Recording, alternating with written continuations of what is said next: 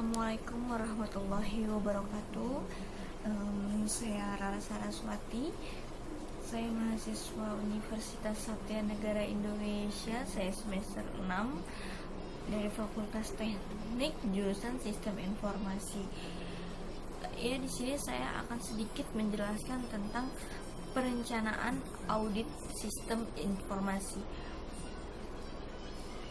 Dalam pembuatan sebuah sistem informasi terdapat tahapan di mana sistem informasi tersebut dievaluasi secara sistematis sesuai dengan fungsi yang seharusnya.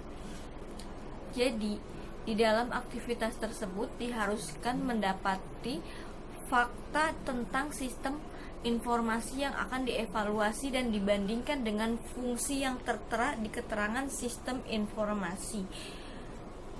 Aktivitas tersebut merupakan aktivitas audit di mana yang mengerjakannya disebut auditor yang diharuskan untuk memihak kepada pihak manapun atau netral ya, dan hanya fokus dalam menilai dan mencoba setiap fungsi dari sistem informasi.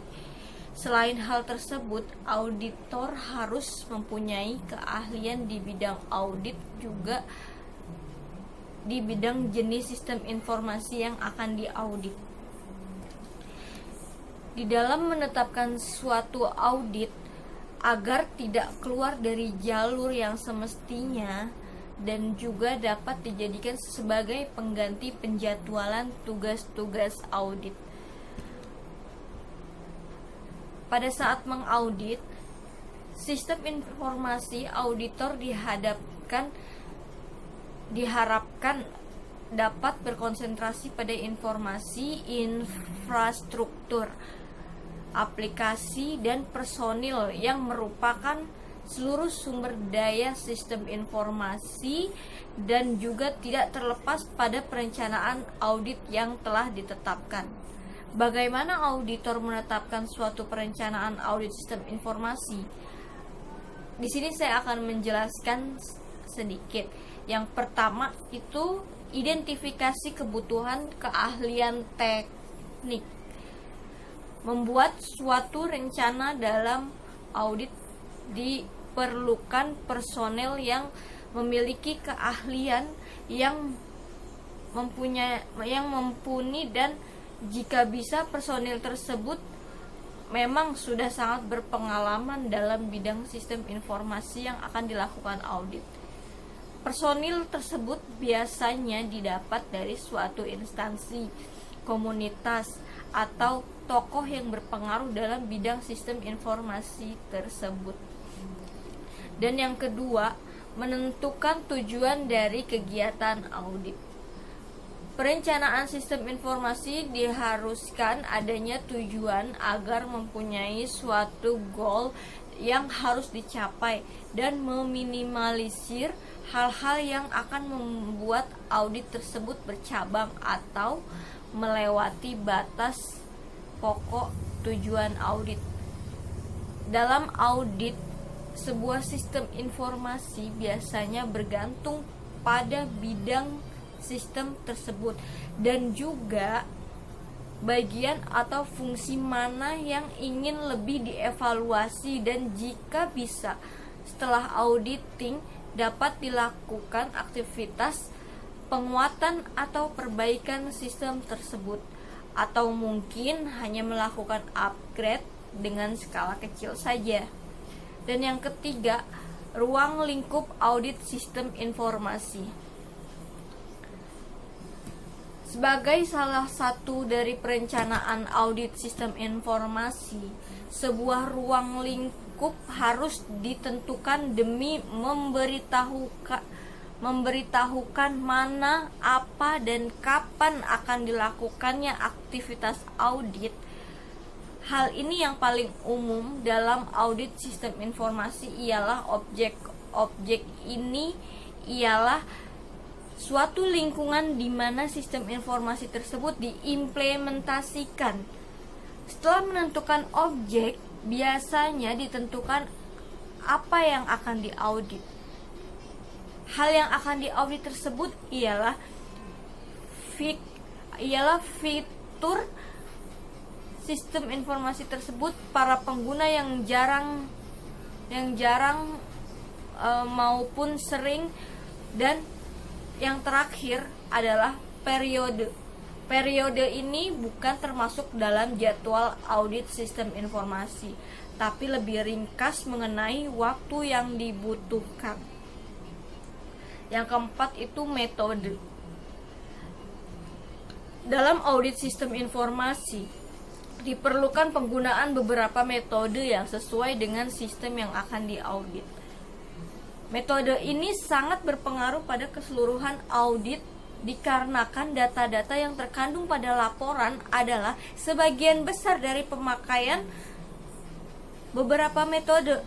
Metode dalam mengaudit beragam, ada yang hanya mencobanya sampai pemeriksaan elemen-elemen perintah serta relasi yang terdapat di tiap fungsi sistem. Jika diperlukan, auditor dapat menggunakan metode survei mengenai kondisi suatu sistem atau kelarasan sistem yang tujuan fungsi sistem tersebut, dan bila memang pernah ada dokumentasi dari sistem informasi tersebut, auditor harus menelaah dokumentasi tersebut guna menambahkan luas observasi yang akan dilakukannya. Yang kelima itu ada susunan anggota tim ahli. Setelah diidentifikasi kebutuhan keahlian tekniknya, maka selanjutnya dibentuk satu tim yang mempunyai tugas masing-masing dalam suatu auditing system, atau bisa juga dengan melakukan audit sistem, lalu para auditor akan memaparkan hasil dari auditnya yang akan diputuskan atau dirangkum menjadi penguat laporan audit. Dalam susunan anggota tim ahli bukan hanya auditor yang terdaftar, melainkan penanggung jawab yang bertugas atas semua kegiatan auditing. Narasumber sebagai informasi yang memberi informasi tertentu yang diminta oleh tim audit, pengawas yang mengatur dan mengawasi setiap aktivitas dalam kegiatan audit yang terakhir, dan tak kalah penting ialah ketua tim menerapkan suatu strategi individu yang digunakan pada timnya. Strategi tersebut tidak boleh bertentangan dengan tujuan dan jadwal audit. Dan yang keenam itu jadwal pelaksanaan. Suatu rencana haruslah mempunyai jadwal pelaksanaan. Jadwal tersebut berguna dalam mendisiplinkan suatu kegiatan di dalam auditing. Tak hanya itu, jadwal tersebut merupakan upaya melakukan strategi dan pembagian tim auditor dalam menangani audit suatu sistem. Di dalam jadwal pelaksanaan umumnya itu terdapat persiapan guna menyiapkan semua kebutuhan yang akan digunakan atau yang berguna dalam audit sistem. Pendahuluan yang berfungsi sebagai proses identifikasi dan mencari berbagai informasi yang berhubungan dengan suatu sistem yang akan diaudit. Pelaksanaan ialah bagian di mana waktu yang ditetapkan dalam melaksanakan audit sistem, dan pelaporan adalah periode pembuatan laporan yang didapat dari proses sebelum-sebelumnya berupa data yang akan dijadikan informasi yang akan disajikan pada lembar laporan audit. Yang ketujuh itu biaya. Perencanaan audit sistem informasi pastinya memiliki beban yang akan diubah menjadi biaya dari suatu audit sistem. Biaya tersebut haruslah rinci dan bebas dari biaya yang mencurigakan, dan juga tiap biaya haruslah mempunyai bukti tersendiri. Dan yang terakhir, aktivitas lain yang diperlukan adalah aktivitas yang terkait dalam proses audit sistem. Biasanya dalam aktivitas lainnya terdapat pada proses pendahuluan dan pelaksanaan audit, karena Dalam proses tersebut biasanya ada objek atau ruang lingkup yang ditambah ataupun dikurangi dengan beberapa pertimbangan yang matang dan bertujuan guna menghasilkan hasil audit yang diharapkan.